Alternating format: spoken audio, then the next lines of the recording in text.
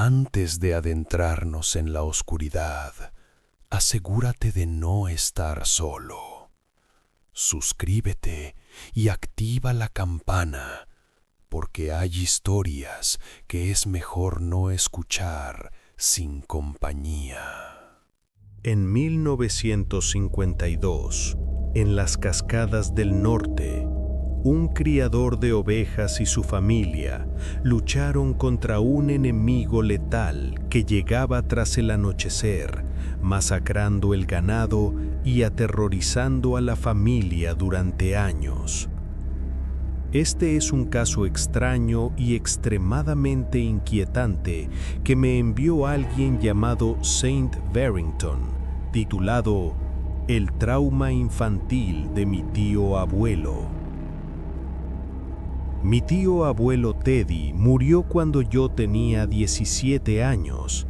Recuerdo que el funeral fue pequeño y silencioso, al que asistieron principalmente personas que parecían haber vivido vidas duras en lugares que no perdonaban los errores. Teddy había sido una de esas personas. Pasó toda su vida en pequeños pueblos de Washington, trabajando en aserraderos y obras de construcción, sin casarse nunca, sin establecerse en ningún lugar por mucho tiempo. No fue hasta después del funeral, cuando estábamos ordenando las cosas de Teddy en su apartamento en Bellingham, que encontré un cuaderno.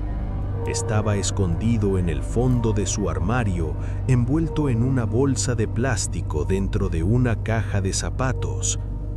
Dentro, con una letra apretada que se volvía más desordenada a medida que pasaban las páginas, Teddy había escrito sobre algo que sucedió cuando era joven. Lo que leí me hizo entender por qué siempre mantenía las cortinas cerradas y por qué nunca iba de camping. La familia de Teddy tenía una granja de ovejas en las Cascadas del Norte a principios de la década de 1950. No era una operación grande. Su padre tenía unas 300 ovejas, lo suficiente para ganarse la vida modestamente. La granja estaba en un valle rodeado de un denso bosque de pinos, a kilómetros de cualquier vecino. Teddy era el menor de 3 hijos. Su hermana Margaret tenía 16 años, su hermano Franklin 14 y Teddy tenía 12 cuando comenzaron los problemas. Primavera de 1951. Perdieron 6 ovejas en 2 semanas. El padre de Teddy las encontró en el pasto más cercano a la línea de árboles, destrozadas. Sus gargantas habían sido aplastadas, escribió Teddy, y la forma en que la lana estaba esparcida hacía parecer que algo había atormentado los cuerpos antes de alimentarse. Su padre asumió que eran lobos, aunque se suponía que los lobos ya casi habían desaparecido de esa zona. Perdieron 4 más antes de que terminara esa primavera. Fue tan grave que su padre comenzó a dormir en el granero algunas noches con un rifle en el regazo, pero estaba exhausto de trabajar todo el día e invariablemente se quedaba dormido, así que nunca vio nada. Las matanzas cesaron al llegar el verano, pero entonces llegó la primavera de 1952. 2 ovejas murieron en la primera semana. Luego, durante 3 semanas, no pasó nada más. La familia comenzó a relajarse, hasta la mañana del 8 de mayo de 1952. El padre de Teddy salió al amanecer. Cuando regresó a la casa, su rostro estaba gris y no podía hablar bien. Solo les hizo gestos para que lo siguieran. Teddy escribió que nunca olvidaría caminar hacia ese pasto. Había blanco por todas partes, esparcido por la hierba. 47 ovejas muertas, casi una sexta parte de su rebaño entero, despedazadas en una sola noche. No era la típica alimentación de depredadores. Esto era una matanza por el simple placer de matar.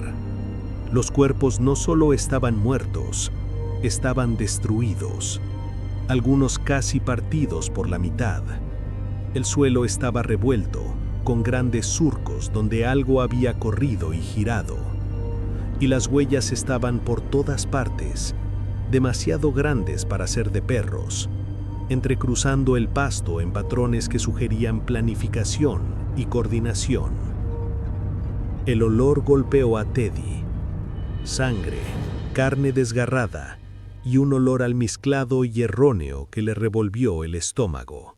Sus padres estaban destrozados. El padre apenas hablaba y a la madre le temblaban las manos constantemente. Así que Margaret, Frank y Teddy celebraron una reunión en el granero. Decidieron que intentarían manejarlo ellos mismos. Harían turnos para vigilar por la noche y pondrían trampas a lo largo de la línea de árboles. Frank colocó 6 trampas para osos donde encontró huellas. Durante una semana no pasó nada, pero un martes por la mañana, Teddy encontró algo en una de las trampas. No era una pata o un animal, era un trozo de tela oscura que parecía haber sido arrancada de una prenda más grande. Y pegados en la tela había varios pelos largos y gruesos, grises y negros. Teddy se arrodilló para examinarlo y olió ese mismo hedor almizclado y agudo. No le dijo a nadie al principio. ¿Un lobo con ropa? Sonaría loco. Así que escondió la tela bajo su colchón. 2 noches después, Margaret vio algo desde el granero. Regresó a la casa al amanecer, pálida y sudorosa. Llevó a sus hermanos detrás del cobertizo y les dijo: «No creo que estemos lidiando con lobos normales». Contó que alrededor de las 3 a.m. vio una forma salir del bosque. Se movía sobre 4 patas, pero de manera errática. Cuando llegó a la cerca, se levantó, no como un oso o un perro, sino suave y naturalmente, hasta quedar de pie como un hombre, de al menos 1,80 m de altura. Sus patas delanteras se convirtieron en brazos y vio dedos largos que agarraban el poste de la cerca. Margaret se quedó paralizada y no pudo disparar. Frank no le creyó hasta que Teddy sacó la tela que había encontrado en la trampa. Eso cayó a Frank rápidamente. Decidieron seguir vigilando, pero ahora juntos y armados con cuchillos y hachas, además del rifle. A mediados de agosto, vieron 3 figuras emerger del bosque. Se movían coordinados. Llegaron a la cerca y los 3 se pusieron de pie juntos. Tenían forma de hombres, pero cubiertos de pelaje, con cabezas demasiado largas y hocicos llenos de dientes. Uno de ellos saltó la cerca de un solo brinco. Margaret disparó el rifle. Las 3 formas se giraron hacia el granero, mirándolos directamente, y luego huyeron, dispersándose en diferentes direcciones. Su padre salió corriendo con su rifle. Cuando Margaret y Frank intentaron explicar lo que vieron, él se enfureció. Pero Teddy notó algo.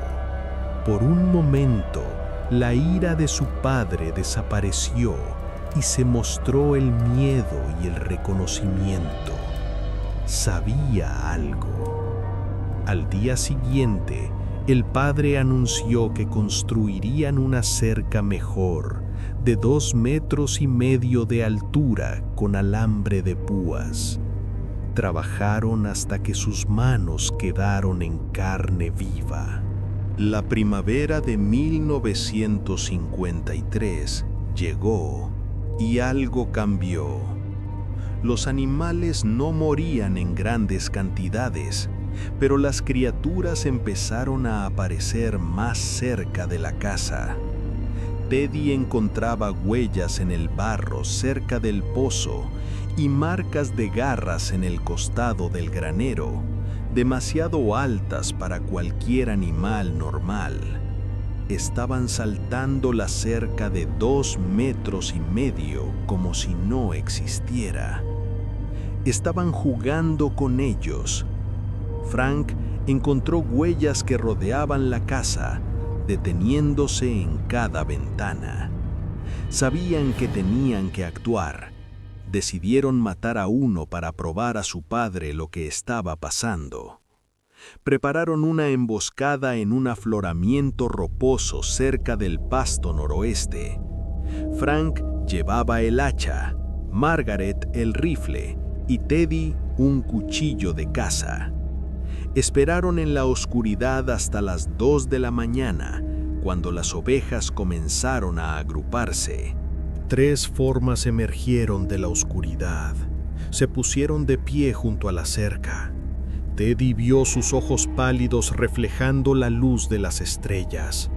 Uno de ellos emitió un gruñido que sonaba como habla. Margaret disparó.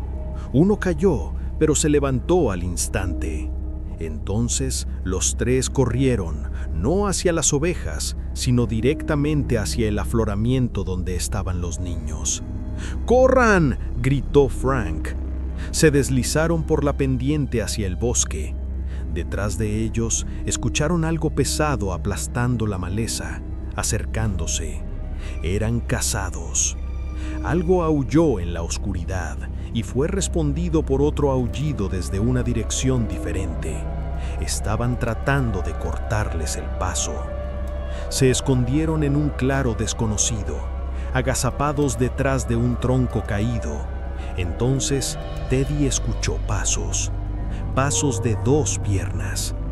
Una de las criaturas entró en el claro, olfateando el aire. Sabía exactamente dónde estaban. Justo cuando la criatura avanzaba hacia ellos, sonaron disparos desde la casa. El padre estaba disparando al aire. Las criaturas se dieron la vuelta y huyeron. Los niños lograron regresar a casa, aterrorizados. Decidieron irse a Seattle. Pasaron 3 días empacando. En la tercera noche, Teddy se despertó en medio de un silencio absoluto.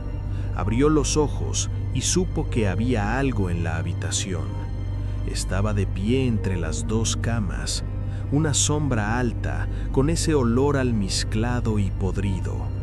La cosa se inclinó sobre la cama de Frank y lo olió lenta y profundamente. Teddy vio las garras curvas a centímetros de la cara de su hermano. Luego la criatura se enderezó y miró directamente a Teddy. Sus ojos amarillos mostraban una inteligencia terrible. Sabía que Teddy estaba despierto. Después de una eternidad, se dio la vuelta y salió de la habitación sin hacer ruido. Caminó por toda la casa mientras la familia dormía y luego se fue. A la mañana siguiente, Frank, Margaret y sus padres confirmaron que todos habían sentido a la criatura en sus habitaciones. No los mataron, simplemente los perdonaron. La familia cargó el camión y se fue mientras salía el sol. Teddy miró hacia atrás una vez y juró ver 3 formas de pie en el borde del bosque, viéndolos irse. Años después, encontré a mi abuelo Frank en la cocina una noche. Le pregunté sobre el cuaderno de Teddy y por qué se mudaron de la granja. Me miró con una expresión fría y severa que nunca antes había visto. «Hijo», dijo, «hay cosas de las que no se habla, cosas que no mejoran al hablar de ellas». Mi abuelo Frank murió en 2009. Fue un hombre que revisaba cada cerradura de su casa 3 veces antes de dormir. Espero que lo que sea que estuviera escuchando finalmente haya dejado de buscarlo. Gracias por acompañarme en este viaje aterrador. Manténganse a salvo y sigan siendo espeluznantes, porque este mundo es extraño. Esta podría ser la primera vez que escucho sobre una criatura críptida o inexplicable que supuestamente condujo a la evacuación de un pequeño pueblo debido a ataques continuos y crecientes. Esta historia me fue enviada con el título «No vas a creer esto» desde Aspect 23 y es bastante perturbadora. Detalla una entidad similar a un skinwalker que parece aparecer aleatoriamente en un pequeño pueblo sin nombre. Un oficial de policía recuerda sus experiencias e incluso sus propios encuentros con la criatura que llevaron a un clímax trágico. Verán, este es el skinwalker que obligó a evacuar un pueblo. Yo era ayudante del sheriff en un pequeño pueblo del norte de Arizona en el año 2003. El pueblo tenía quizás 600 habitantes. Acepté ese trabajo después de algunos años trabajando en Phoenix. Mi esposa quería que nuestra hija estuviera en un lugar seguro, así que fuimos a un pueblo pequeño, tranquilo y aburrido. Un buen lugar para criar a un niño. No usaré el nombre real del pueblo, por cierto. Si eres del norte de Arizona, podrías deducirlo por los detalles, pero no lo pondré fácil, ya que algunas de las personas involucradas aún viven en el área y no quieren que esto salga a la luz.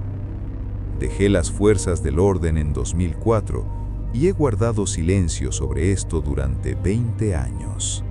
La primera llamada llegó el 23 de septiembre. Una mujer en Juniper Road llamada Janet Holloway dijo que alguien había estado mirando por sus ventanas en la noche. Esto sucedió 2 veces.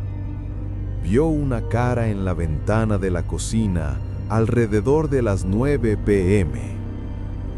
Quienquiera que fuera, tenía que estar parado sobre algo o era muy alto.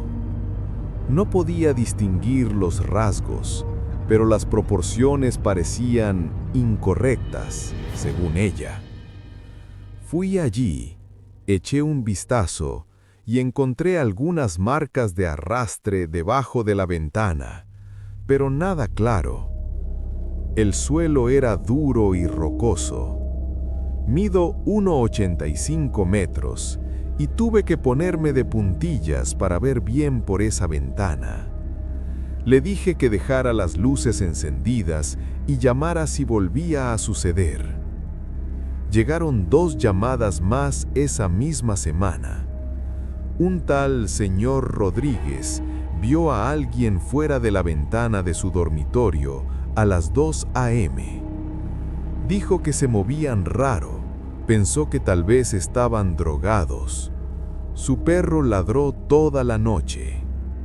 Luego los Bartley, lo mismo. Una cara en la ventana, demasiado alta, con proporciones extrañas. El sheriff Dave y yo pensamos que eran niños o alguien drogado, así que corrimos la voz de cerrar las casas, pensando que esto pasaría, como suele suceder en los pueblos pequeños. Pero esto no pasó. Unas semanas más tarde, hubo matanzas de ganado. Las gallinas de Tom Dillon fueron las primeras. Una docena de ellas fueron asesinadas en una noche, destrozadas y dejadas allí. El alambre de su gallinero había sido rasgado como papel. No había huellas claras, solo manchas. Luego la cabra de Barbara Fremont sucedió lo mismo, asesinada pero no comida. Luego más gallinas y conejos. Para fines de ese mes, hubo quizás una docena de incidentes. La gente comenzó a sentarse afuera con rifles por la noche. Un tipo que conocía llamado Bill protegió su gallinero 3 noches seguidas. La noche que se rindió y entró, algo atrapó a sus 15 aves. Era como si supiera, como si estuviera esperando que él se saltara una noche para volver a estar cómodo. Los avistamientos continuaron, ya no solo en las ventanas, sino parados al borde de los patios, junto a la línea de árboles o en medio de la carretera. Un tipo llamado Brandon lo vio a las 3 a.m. Dijo que simplemente se quedó allí en su carril, mirándolo esquivarlo. Brandon era un tipo práctico, no propenso a inventar cosas. Dijo que medía más de 2 metros, tal vez demasiado delgado y muy desconcertante de mirar. Todos parecían describirlo de la misma manera, muy alto, extrañamente proporcionado, moviéndose como si estuvieran drogados. Sin embargo, nadie pudo ver claramente la cara.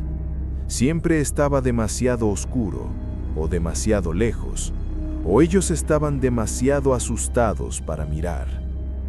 De nuevo, yo todavía pensaba en drogas, tal vez algún enfermo mental viviendo en las colinas, pero no estaba seguro. Entonces llegó la llamada que cambió las cosas. Patricia Ames llamó al 911 alrededor de la medianoche. Yo estaba en casa fuera de servicio, pero tenía el escáner encendido. Algo en la forma en que sonaba Patricia me hizo subir a mi camioneta. Alguien estaba fuera de su casa llamándola por su nombre, con la voz de su esposo, diciendo: «Trish, sal afuera. Trish, te necesito aquí». Casi fue. Eso es lo que más la asustó. Casi salió porque sonaba exactamente como su Dan, el mismo tono. Estaba medio dormida y pensó que él había salido y la necesitaba. Pero luego se dio la vuelta y allí estaba su verdadero Dan durmiendo en la cama junto a ella. Entonces lo escuchó de nuevo, viniendo justo desde afuera de la ventana de su dormitorio. Ella sacudió a Dan para despertarlo y ambos lo escucharon, su propia voz llamándola. Dan agarró su rifle de caza. Llegué allí en 10 minutos. Todas las luces de la casa estaban encendidas. Dan estaba en el porche, con su arma temblando. Él es un tipo grande, trabajador de la construcción y veterano de guerra. Alguien que no se supone que se asuste así. Patricia estaba adentro con sus 2 hijos. Busqué en su propiedad con mi linterna y Dan me siguió. Alrededor de la parte trasera, debajo de la ventana de su dormitorio, encontré huellas, descalzas, con forma humana pero no correctas. Eran demasiado largas, unos 35 a 38 centímetros. Yo uso botas talla 11 y estas hacían que las mías parecieran de niño. La zancada también estaba mal, demasiado separada, como si lo que las hizo estuviera dando pasos enormes o tuviera piernas el doble de largas de lo normal. Seguimos las huellas hacia las colinas por unos 45 metros. Luego, las huellas simplemente se detuvieron en medio de un parche de tierra clara. La última huella y luego nada, como si lo que las hizo hubiera volado. Las escuelas comenzaron a tener problemas a mediados de noviembre. Los niños siempre habían caminado a la escuela, pero de repente los padres recogían a todos los niños todos los días. La maestra de mi hija Emily me dijo que los niños estaban asustados, contándose historias de cosas que veían en sus ventanas o en el patio de recreo. El director convocó una reunión de emergencia preguntando si debíamos cerrar la escuela. Les dijimos que mantuvieran a los niños adentro y las puertas cerradas, pero se sentía inadecuado. Mi hija Emily, de 13 años, dejó de hablar sobre la escuela y tenía pesadillas, quedándose despierta hasta las 2 a.m. Los avistamientos aumentaron casi todas las noches en el pueblo. Alguien lo vio en el techo de la iglesia y la gente comenzó a ver más de uno, a veces 2 o 3 figuras caminando por la cresta al anochecer. Luego vino lo de los adolescentes. Ese mismo mes, 5 chicos fueron al lugar habitual fuera del pueblo para beber alrededor de una hoguera. Una chica llamada Sara, de 16 años, estaba con ellos. Alrededor de las 11:30 de la noche, 4 de ellos regresaron corriendo al pueblo a pie, aterrorizados, con la ropa rasgada. Dejaron el auto de Sara y todas sus cosas. Me dijeron que algo los había perseguido. Escucharon algo en los árboles rodeándolos y luego lo vieron parado al borde del claro. Algo muy alto y delgado observándolos. Un chico le arrojó una botella y la cosa dio un paso hacia la luz. Fue entonces cuando todos corrieron. Dijeron que sonaba como si estuviera a 4 patas parte del tiempo, moviéndose más rápido que un velocista olímpico. Pero Sara no estaba con ellos. Movilizamos búsqueda y rescate. Encontramos el sitio de la hoguera y el auto de Sara con las puertas abiertas, pero no a Sara. La búsqueda continuó toda la noche. Encontramos a Sara alrededor de las 8 de la mañana, caminando por la autopista 89, a 8 kilómetros de donde habían estado. Estaba descalza, con los pies destrozados, caminando en estado de shock. No reaccionó cuando la llamé ni cuando la toqué suavemente.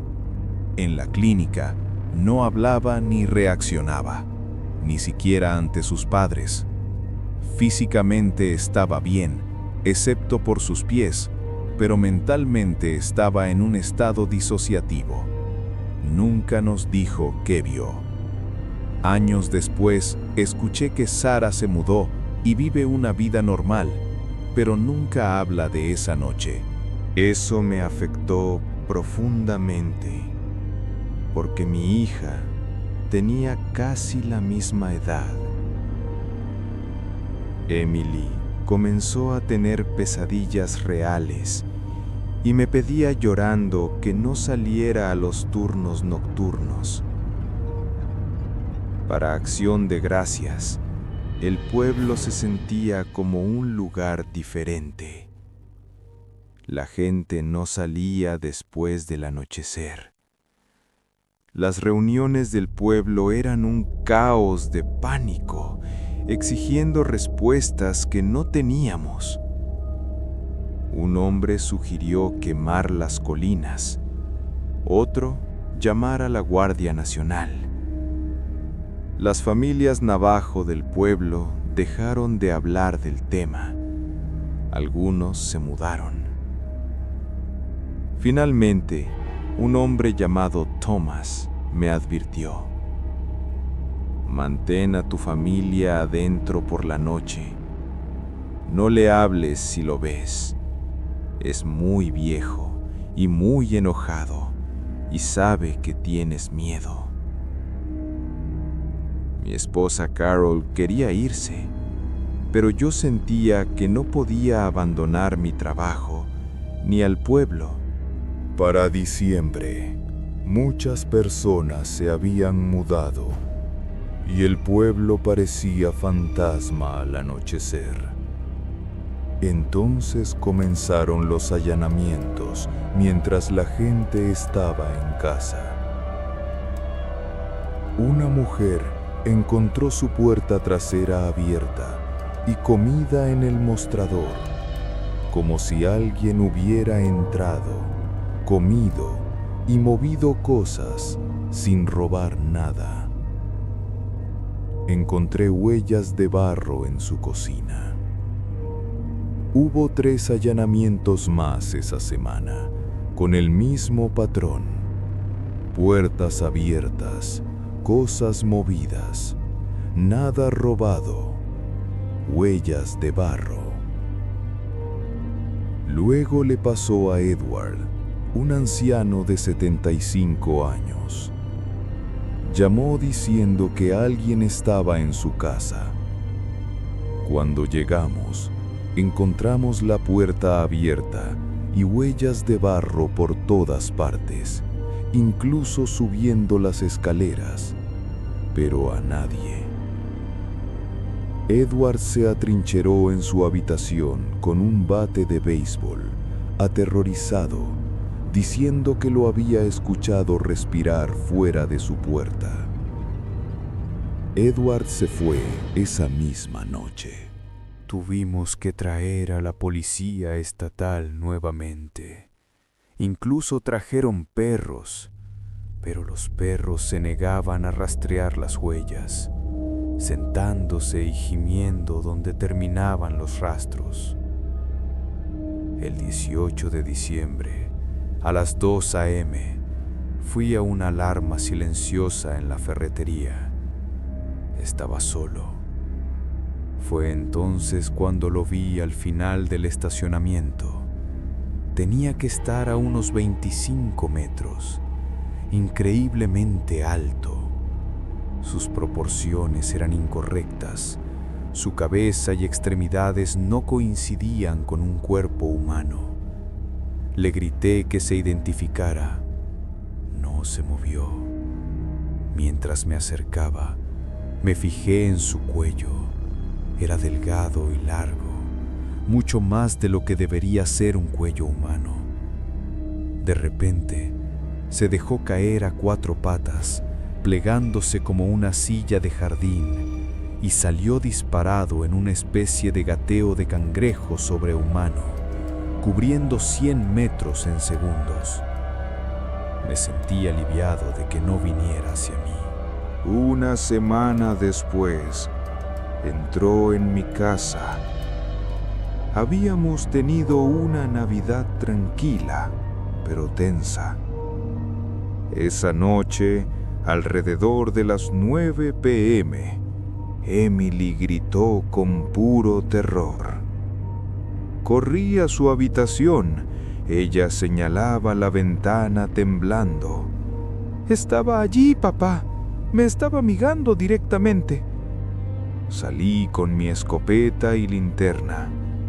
No había nadie, pero en la tierra bajo la ventana de Emily estaban las huellas frescas, las mismas que habíamos estado encontrando. Carol me miró con resignación y dijo: «Se acabó. Nos vamos mañana». No pude discutir. Emily durmió en nuestra cama esa noche, con todas las luces encendidas. Nos fuimos a la mañana siguiente a Nevada. El pueblo se estaba vaciando. Semanas después, Dave, el sheriff, me llamó.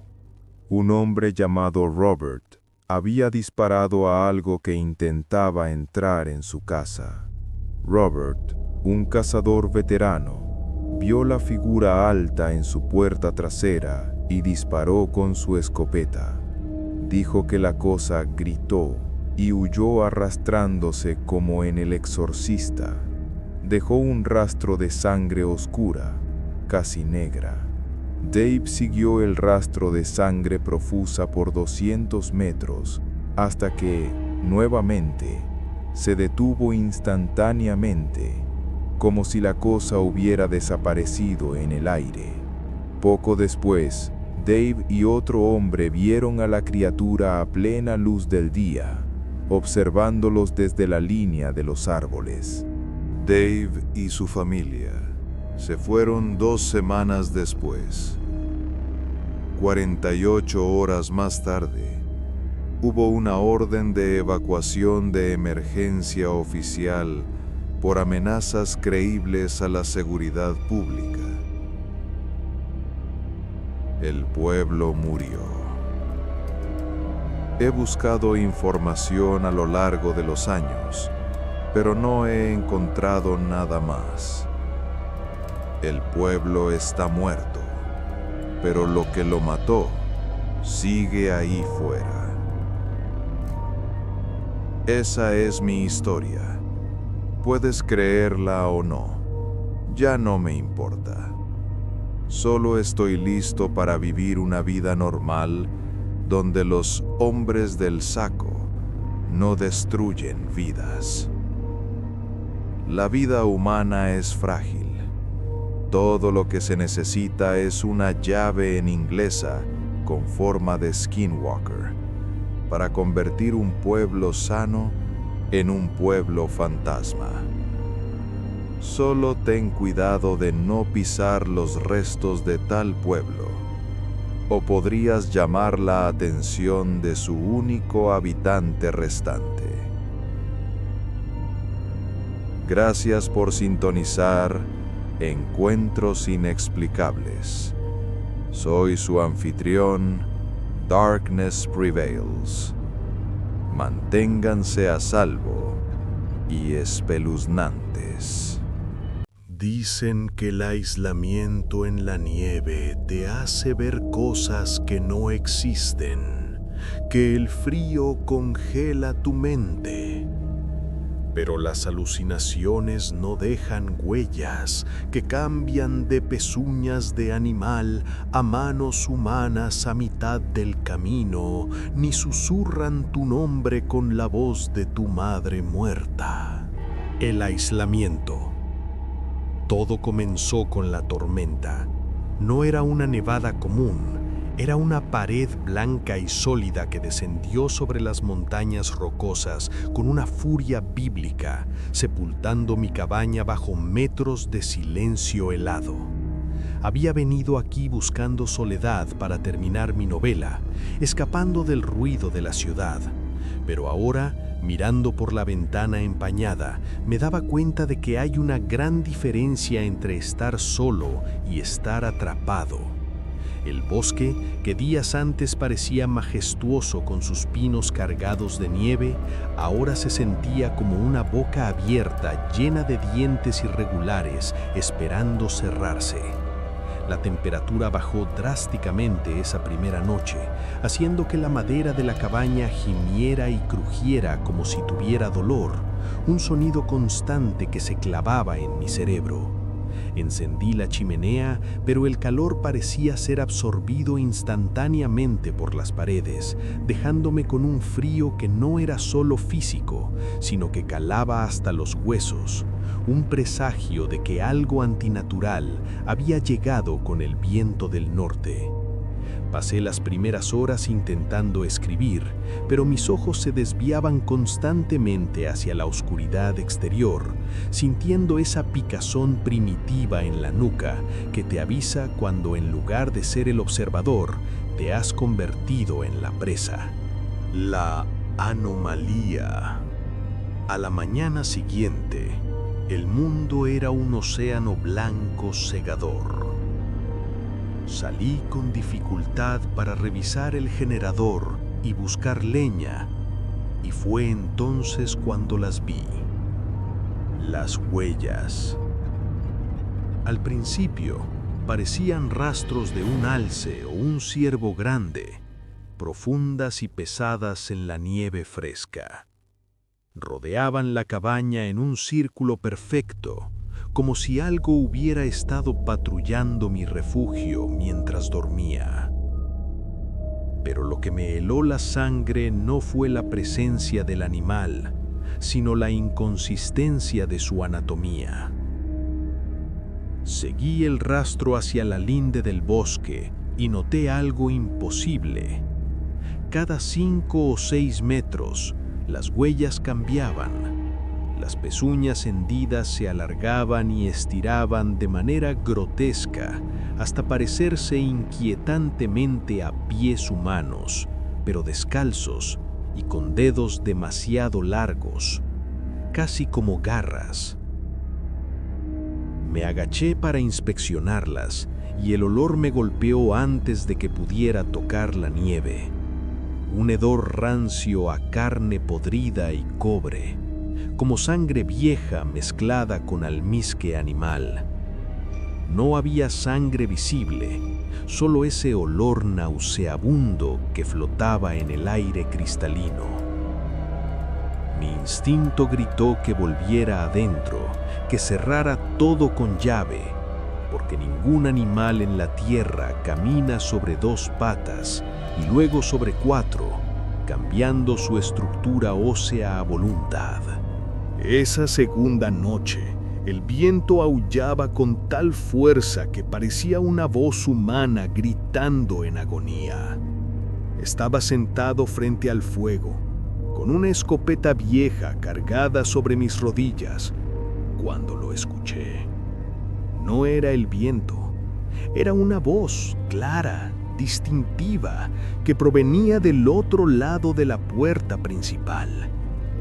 «Ábreme, hace mucho frío afuera, por favor». Me quedé paralizado, mi corazón golpeando contra mis costillas como un pájaro enjaulado. La voz no era de un desconocido, era la voz de mi hermano que vivía a 3000 kilómetros de distancia en Florida y que definitivamente no estaría caminando en medio de una tormenta en las montañas. «Vamos, no seas así, déjame entrar», repitió la voz. Pero esta vez hubo un fallo, un glitch en la realidad.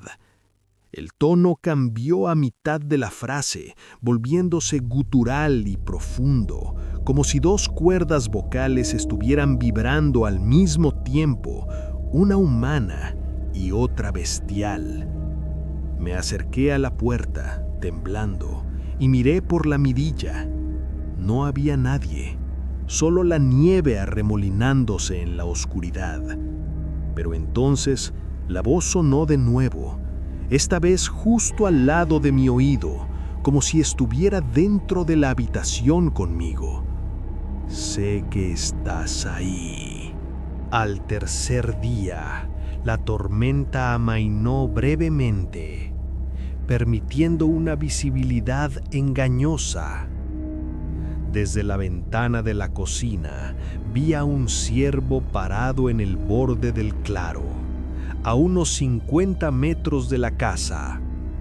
Era un espécimen magnífico, enorme, con una cornamenta que parecía una corona de huesos secos. Pero algo estaba terriblemente mal en su postura. Estaba demasiado rígido, inmóvil, como una estatua de taxidermia mal hecha. Tomé mis binoculares para observarlo mejor y solté un grito ahogado. El ciervo no me estaba mirando con los ojos de un animal asustado. Sus ojos estaban situados al frente de su cráneo, como los de un depredador, como los de un humano. Y lo peor no era eso. Lo peor era su boca. El animal parecía estar sonriendo.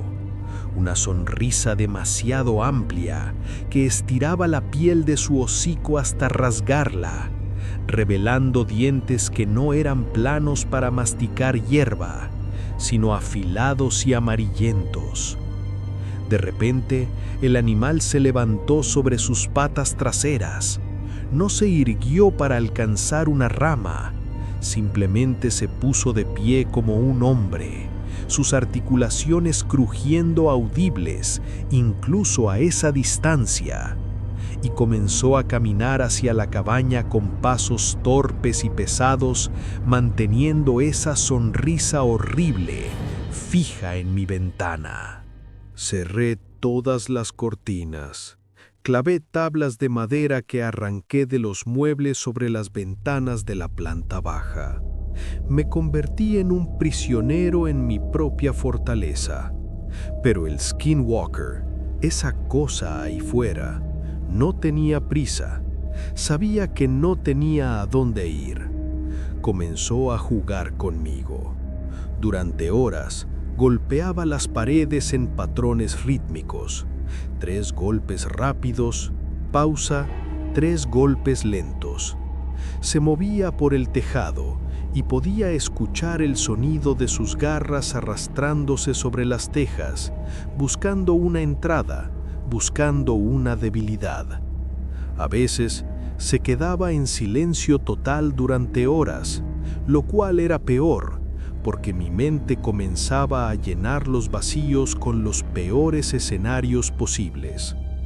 Empecé a dudar de mi propia cordura. ¿Y si todo esto era producto de la fiebre de cabaña? ¿Y si me había vuelto loco por el aislamiento? Pero entonces, el olor a podredumbre se filtraba por debajo de la puerta, recordándome que el monstruo era real. Encendí la radio de onda corta para pedir ayuda, pero solo recibí estática, hasta que la estática se aclaró y escuché mi propia voz saliendo del altavoz, repitiendo conversaciones que había tenido conmigo mismo días atrás. La cosa me había estado escuchando todo este tiempo, aprendiendo, grabando. La cuarta noche fue la peor hasta ahora. La electricidad parpadeó y finalmente murió, dejándome en una oscuridad absoluta, solo rota por las embrasas moribundas de la chimenea. El silencio de la casa fue roto por un sonido que me hizo orinarme encima del miedo. El llanto de un bebé. Un llanto desgarrador, agudo y necesitado, proveniente de justo afuera de la ventana de la cocina. Sabía que era una trampa. Sabía que era el cambiapieles, imitando un sonido diseñado biológicamente para provocar una respuesta de ayuda en los humanos. Me tapé los oídos, cerré los ojos y empecé a rezar, aunque no soy creyente. «Ayúdame, papá, me duele», cambió la voz, ahora imitando a un niño pequeño. El sonido se movía alrededor de la casa, probando cada ventana, cada grieta. Sentí cómo mi voluntad se erosionaba. La criatura no solo quería matarme, quería que yo me rindiera. Quería alimentarse de mi terror antes de consumir mi carne. Empecé a oír rasguños en la madera, no afuera, sino dentro de las paredes, como si la cabaña misma estuviera infectada por su presencia. El miedo se transformó en una náusea física, un peso en el pecho que me impedía respirar, mientras la temperatura dentro de la cabaña descendía hasta igualar el frío mortal del exterior. Con la linterna temblando en mi mano, decidí que no podía quedarme en la sala principal. Subí al ático, pensando que la altura me daría una ventaja táctica, o al menos un lugar más difícil de alcanzar. Me senté en el rincón más alejado, apuntando la escopeta hacia la trampilla del suelo. Pasaron horas. Mis párpados pesaban como plomo. Justo cuando el sueño comenzaba a vencerme, vi algo en el tragaluz del techo. La luna había salido, iluminando el cristal cubierto de escarcha, y allí, presionado contra el vidrio, estaba el rostro. No era el rostro de un ciervo, ni el de mi hermano.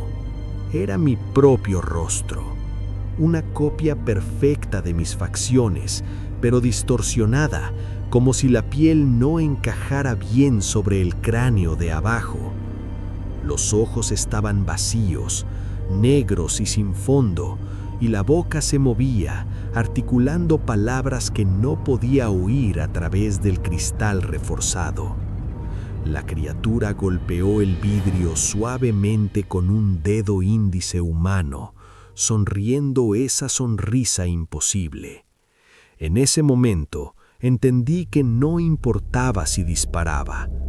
No era un animal, era una fuerza de la naturaleza, antigua y malévola, y yo era solo un juguete que ya había aburrido. El sonido del vidrio rompiéndose abajo fue explosivo en el silencio de la noche. Ya estaba dentro. No entró sigilosamente. Quería que supiera que venía. Escuché sus pasos en la planta baja. No sonaban como pies descalzos ni como botas, sino como algo húmedo y pesado golpeando la madera. Plaf, plaf, plaf. Escuché cómo volcaba la mesa, cómo rasgaba el sofá, destruyendo mi refugio sistemáticamente.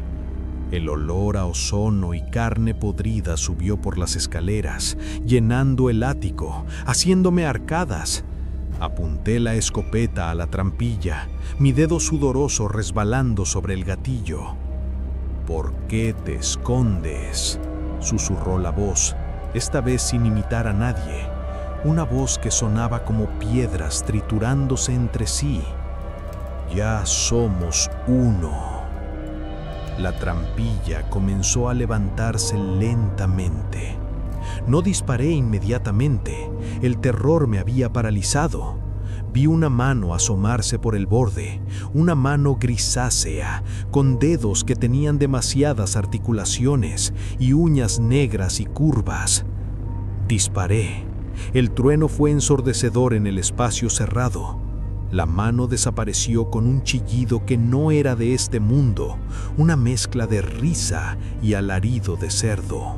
Sabía que el disparo no lo había matado, solo lo había enfurecido. No podía quedarme allí. Con una desesperación nacida del pánico puro, abrí la ventana del ático. El viento helado me golpeó la cara, pero era mejor que lo que subía por las escaleras. Salté hacia un montículo de nieve acumulada abajo. El impacto me sacó el aire de los pulmones y sentí un dolor agudo en el tobillo, pero la adrenalina enmascaró el sufrimiento. Me levanté y corrí. Corrí hacia el bosque, hacia la oscuridad, sin rumbo fijo. La nieve me llegaba hasta las rodillas. Cada paso era una lucha agónica. Detrás de mí, la cabaña brillaba con una luz extraña y pude ver la silueta de la criatura parada en la ventana del ático, observándome irme. No me perseguía, simplemente miraba. Fue entonces cuando me di cuenta de su juego final. No necesitaba atraparme dentro. Me había expulsado a su dominio. El bosque estaba vivo. Las sombras entre los árboles se movían. Los troncos parecían estirarse para bloquear mi camino. Escuchaba sus pasos a mi alrededor, en todas direcciones, a veces a 2 patas, a veces a 4, jugando con su comida antes del bocado final. He encontrado una pequeña cueva, o tal vez es solo un hueco bajo las raíces de un árbol caído.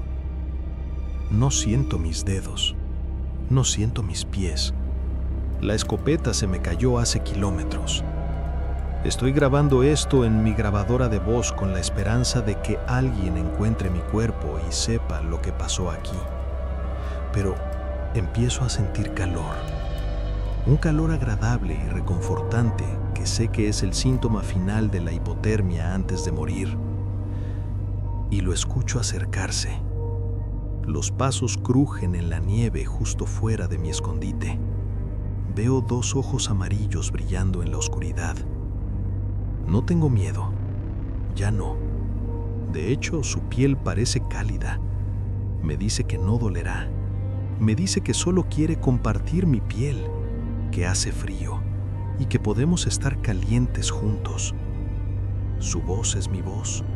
Su cara es mi cara. Si encontráis esta grabación, no vengáis a buscarme. No soy yo quien os recibirá. Soy Él. Somos nosotros. Y tenemos mucha hambre. Existe una criatura similar al Skinwalker o al Wendigo que no es ninguno de esos monstruos, sino algo singularmente perturbador. Sea lo que realmente es, parece acechar las tierras de la región de las 4 esquinas y le gusta encontrar personas para acechar durante meses, algunas de las cuales desaparecen para siempre. Un espectador llamado Baisabond24 me envió esta historia titulada Solo puede ser el Fleshgate, que cuenta su aterrador encuentro con algo que puede ser incluso el peor miedo de los navajos. Transporto ganado para ganarme la vida, ganado vacuno principalmente, a veces caballos. Dirijo esta operación independiente desde Nuevo México, lo que significa que soy dueño de mi propio camión y he estado bajo contratos y paso más noches durmiendo en mi cabina que en mi propio apartamento. Si no es obvio para ti, esta no es la vida que planeé para mí, pero es la vida que tengo, y después de 11 años he hecho una especie de paz con ella. La ruta que cambió todo llegó a mí en marzo del año pasado.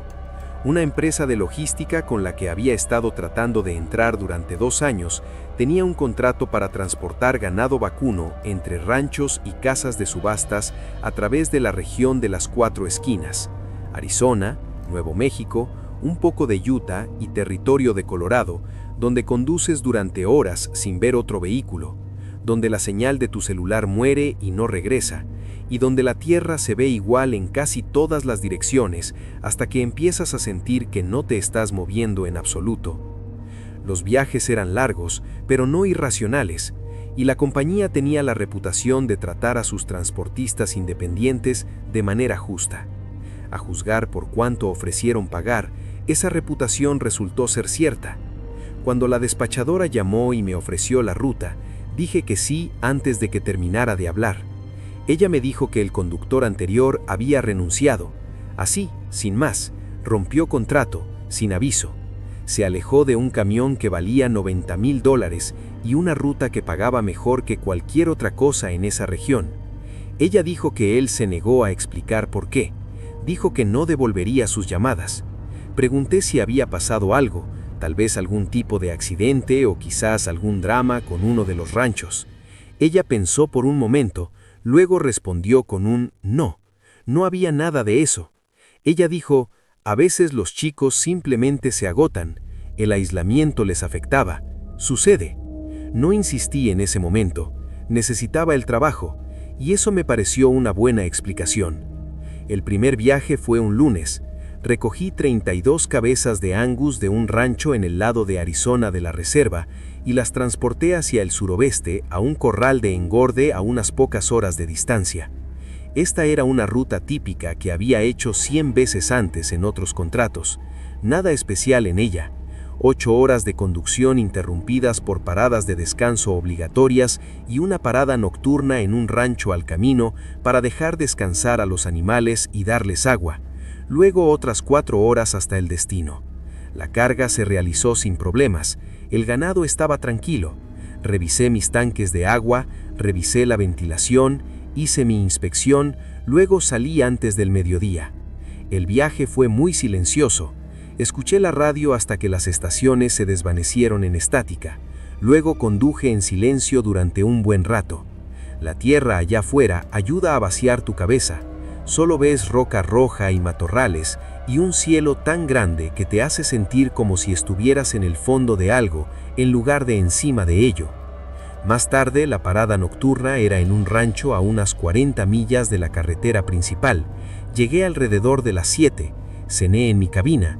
No recuerdo a qué hora me quedé dormido.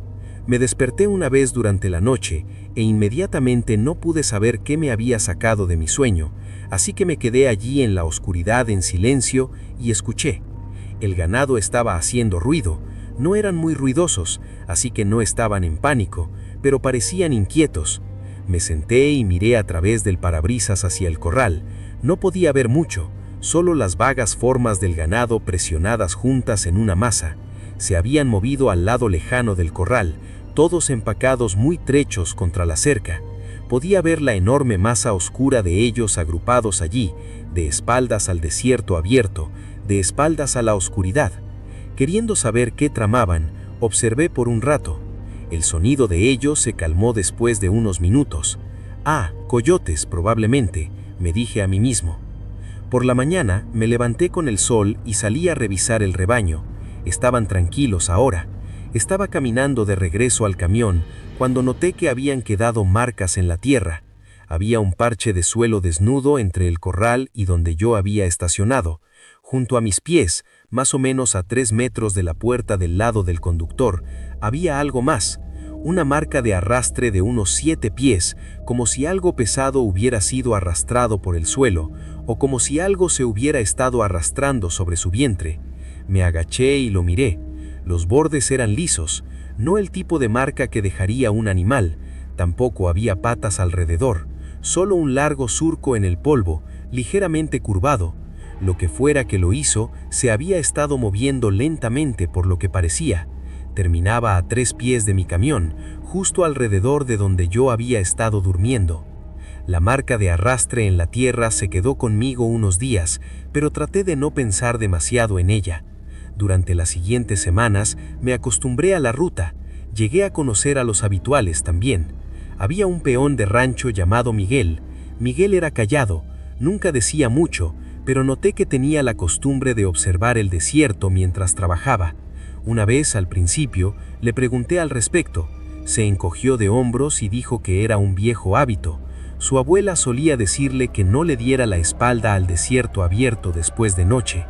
Había una parada de camiones a 1 hora al este de la reserva. La mujer que atendía la caja era navajo y se llamaba Dorothy. Una noche le mencioné al conductor anterior. Ella asintió lentamente, como si hubiera confirmado algo que ya sospechaba. Luego me dio mi cambio y dijo que debía tener cuidado al conducir de noche. Lo dijo en tono plano, sin énfasis en ninguna parte, muy mundano. Los otros camioneros en la radio CB eran una mezcla variada. Había un tipo que se hacía llamar Nighthawk. Una noche comenzó a hablar de algo que me hizo prestar atención. Dijo que había algo en las carreteras, algo que había estado presente durante mucho tiempo, pero que se estaba volviendo más audaz. Dijo que las tribus lo sabían. Dijo que no era un skinwalker y que no era un wendigo. Dijo que era más antiguo que los nombres y que estaba hambriento. Luego alguien más en el canal le dijo que se callara. Nighthawk se rió y dijo que los nuevos deberían tener miedo. Después de eso, apagué la radio. Me dije a mí mismo que no había nada aquí afuera más que coyotes y una carretera vacía. Alrededor del 6º viaje es cuando lo vi. Era tarde, alrededor de las 11 de la noche. Conducía un remolque vacío de regreso de una entrega. La única luz esa noche provenía de mis faros en la carretera. Tomé una curva y había algo al costado de la carretera. Mis faros lo captaron por tal vez 2 segundos. Era pálido. Eso es lo primero que registré. Pálido como algo que nunca había visto la luz del sol. Blanco como una larva cuando volteas una roca. Estaba bajo, pegado al suelo. Entonces se movió. Y no se movió como una persona, ni como ningún animal que hubiera visto jamás. cambió su peso y se giró hacia la luz, y vi la forma de él cambiar de una manera que no tenía sentido, como si todas sus articulaciones estuvieran al revés, y luego desapareció. El viaje justo después de ese fue mucho peor. Estaba en un tramo largo y recto de la autopista a unas 2 horas de la parada nocturna, cuando el ganado comenzó a gritar. Ahora, esa no es la palabra correcta. El ganado no grita, pero esto era áspero y agudo, como si estuvieran siendo destrozados activamente. Me orillé tan rápido como pude, todo el camión temblaba. Llegué al costado del remolque y miré a través de las rejillas de ventilación. Estaban agrupados contra la pared lejana, todos aplastándose unos a otros contra el metal. Sus ojos estaban en blanco. Miré al lado de la carretera del remolque. No había nada ahí. Carretera vacía, desierto vacío, nada. Volví a la cabina. Entonces la radio CB crepitó. Había una voz que no reconocí. ¿Estás bien ahí, conductor? Vi que te orillaste. Le dije que el ganado se asustó. Él dijo: «Oh, ese es un mal tramo, no te detengas ahí demasiado tiempo». Luego el canal se cortó. El peor viaje llegó unas semanas después. Desde el principio el clima era malo. El cielo tenía un tinte amarillo-marrón. Recogí el ganado alrededor del mediodía. Durante las primeras 2 horas todo estuvo bien, pero luego el viento se levantó. El polvo comenzó minutos después. La pared golpeó alrededor de las 4:30. Un segundo podía ver la carretera por delante. Al segundo siguiente, la nada. Solo tierra marrón oscura y arenilla golpeando contra el parabrisas. Tuve que orillarme. Puse el freno, apagué el motor y me senté ahí escuchando el viento gritar. Esa tormenta de polvo duraría 4 horas. Alrededor de las 8:30 se calmó. Salí y revisé mi ganado. Estaban vivos. Volví a entrar y el camión no arrancaba. La batería estaba tan muerta que su alma había sido arrebatada al más allá. Estaba muy claramente atascado. Alrededor de las 10, el ganado comenzó a inquietarse. Los escuché arrastrando los pies. Luego esos sonidos bajos, no exactamente mugidos, un coro de vibraciones bajas. Me di la vuelta y miré a través de la ventana trasera de la cabina. No podía ver mucho. Entonces escuché algo más. Pasos rodeando el camión. Algo con peso que se movía sobre 2 piernas. Podía escucharlo crujiendo la tierra y la grava afuera. En la 4ª vuelta se detuvo en la puerta del lado del conductor. Entonces hubo silencio. Podía sentirlo ahí fuera, pero luego escuché una respiración. No venía de mí ni del ganado, venía de afuera de la ventana, a pulsos del vidrio. Estas respiraciones largas, lentas y húmedas, como un perro olfateando el aire en cámara lenta. Sonaba como si estuviera saboreando el aire en lugar de olerlo. Eventualmente siguió adelante. Alrededor de la medianoche lo escuché en la radio CB. Una voz entrecortada. «Este es un conductor varado en la ruta 160. ¿Alguien puede copiarme? Necesito asistencia». La voz se detuvo. Luego volvió y ahora era más clara. «Este es un conductor varado en la ruta 160». Solté el auricular. La voz seguía, repitiendo partes de lo que yo había dicho. Estaba probando diferentes combinaciones. Conductor varado, necesito asistencia, alguien puede varado, alguien me copia conductor. Apagué la radio. En algún momento alrededor de las 3, miré hacia el parabrisas y vi algo. Estaba parado a unas 50 yardas a distancia, al borde de donde podían llegar mis luces de estacionamiento.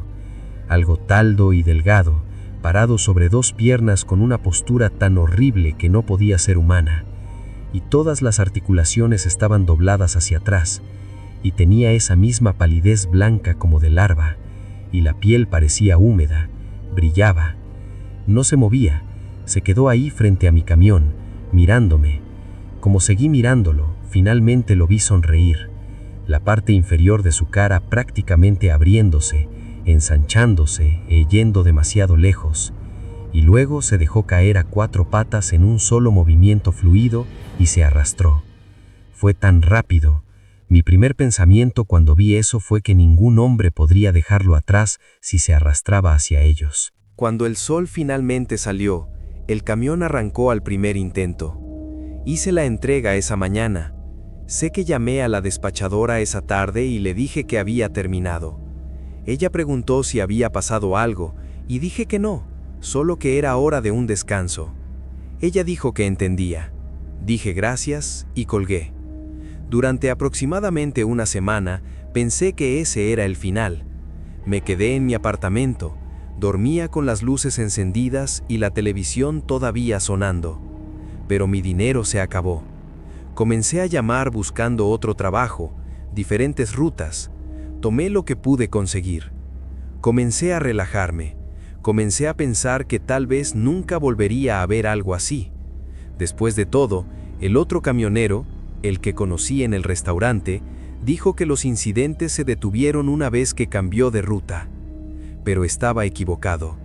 Un par de semanas después de dejar la ruta del ganado, estaba transportando una carga de materiales de construcción a través de las montañas.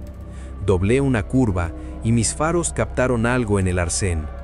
Pálido, bajo, desaparecido antes de que realmente pudiera procesarlo. Pero sabía lo que era. Sabía que me habían seguido. Unas noches después, me desperté alrededor de las 2 a.m. en una parada de descanso. Estaba parado en el extremo lejano del estacionamiento, bajo una luz que parpadeaba. Después de eso, lo veía cada pocos días. Nunca cerca, pero siempre allí. Volví al lugar de Dorothy un martes por la tarde. Le dije que había dejado la ruta y le pregunté, ¿qué quiere de mí? ¿Por qué me estaba siguiendo? ¿Cómo hago para que se detenga? Ella explicó que había conocido a personas a las que les había pasado esto antes. Dijo que la mayoría de ellos se fueron del área y nunca regresaron. Dijo que algunos se habían quedado y eventualmente los avistamientos se detuvieron. Pregunté qué pasó con los que no tuvieron suerte. Ella dijo que desaparecieron. Uno por uno, a lo largo de meses o años, salieron al desierto y simplemente no regresaron. Ella dijo que aquellos que nunca regresaron reportaban escuchar chasquidos antes de su desaparición. Otros reportaban escuchar una voz que sonaba muy familiar. Al instante pensé en la cosa que había escuchado en la radio CB. Ella dijo que el viejo consejo era nunca responder cuando llama, y nunca seguir cuando guía, y nunca mirarlo a la cara. Más allá de eso, todo lo que cualquiera podía hacer era esperar y tener la esperanza de que perdiera el interés. La última vez que lo vi fue unos 6 meses después de la noche en la tormenta de polvo. Regresaba vacío de una entrega, solo. Pasé por una pequeña elevación y tuve que frenar con fuerza porque había algo en la carretera. Algo parado en mi carril sobre 4 patas. Cuando vi su piel pálida, húmeda y brillante, me estremecí. Sonrió la misma sonrisa que vi antes, pero luego se hizo a un lado, saliendo de la carretera como si me dejara pasar. Se paró en el arcén incluso, y me vio pasar mientras conducía. Sentí que me estaba diciendo algo. No aceleré ni reduje la velocidad. Conduje normalmente y traté de no gritar. Eso fue el año pasado, y no lo he visto desde entonces, pero he tenido pesadillas casi todas las semanas. Se siente como si fuera demasiado pronto para decir que se ha ido. No quiero echarme la sal, pero estoy tan feliz y tan aliviado de poder volver a la normalidad y no vivir mi vida mirando por encima del hombro para siempre. Todo lo que puedo decirles a ustedes, personas que podrían estar escuchando o leyendo esta historia, es que tengan mucho cuidado por dónde conducen en la región de las 4 cumbres. Cuidado con las carreteras después del anochecer y donde descansan su cabeza en tierra abajo. Las historias de camioneros están entre mis cuentos favoritos para contar. Esta fue muy escalofriante, e incluso yo me asusté un poco durante la escena de la tormenta de polvo. Esta idea de que algo que podría arrastrarte a los lugares más oscuros y secretos del desierto para nunca ser visto de nuevo, está a solo pulgadas de ti a través de una endeble puerta de semirremolque. Eso es algo para mantenerte despierto. Buenas noches. Muchas gracias a todos por sintonizar este episodio de Tales from the Break Room. He sido su anfitrión, Darkness Prevails. Hasta la próxima, amigos. Es hora de que fiche mi salida, pero volveré muy pronto.